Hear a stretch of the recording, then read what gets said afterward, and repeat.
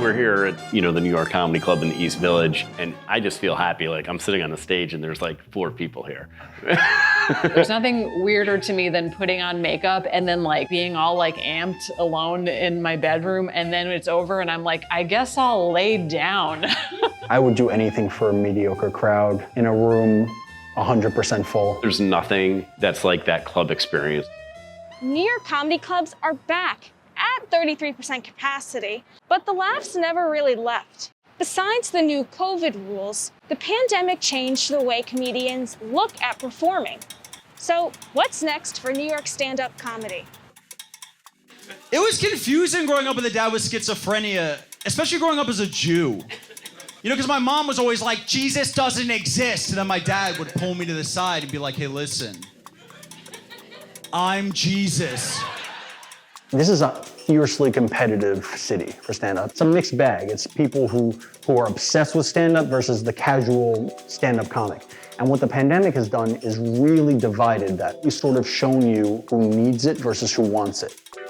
There's a really good article that came out by Roy Wood Jr. in Vulture, basically telling comedians to like get a day job. It's gonna be competitive for stage time coming back because the higher end comics are gonna be getting stage time right away because they sell tickets. For folks like me who are like more in the middle of the pack, it's gonna be a little bit harder finding stage time.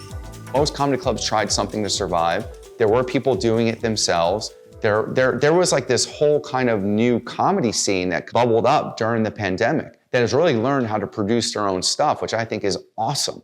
And I wonder how much further ahead we would be now if there was real dialogue.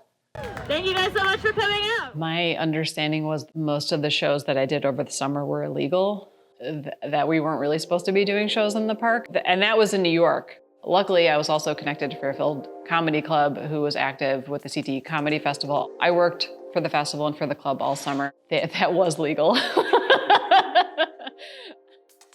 Part of comedy is being honest about what your weaknesses are. The pandemic has highlighted a lot of weaknesses. Can I perform in this situation? Can I perform where it's not perfect? And I think that's a good thing. And I think whatever level you're at, whether you're like a year in stand-up or you're 20 years in stand-up or anywhere in between, it really tested you. Showed you who you are and what you can take and what you're willing to do to like succeed in this business. But one initiative stepped up to help comics in their communities. Vans Foot the Bill teamed up with Fairfield Comedy Club to launch a limited edition shoe, proceeds donated to local comedians.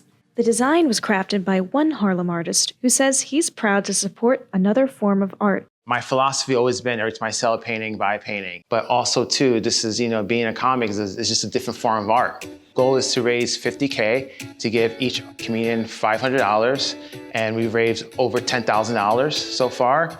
But this is New York, we could do more. So I want everyone out there to go check out the website, get your t-shirt, grab a pair of Vans, mail them to me, I'll sign them, and show you some more love. For NBC New York, I'm Linda Gaudino.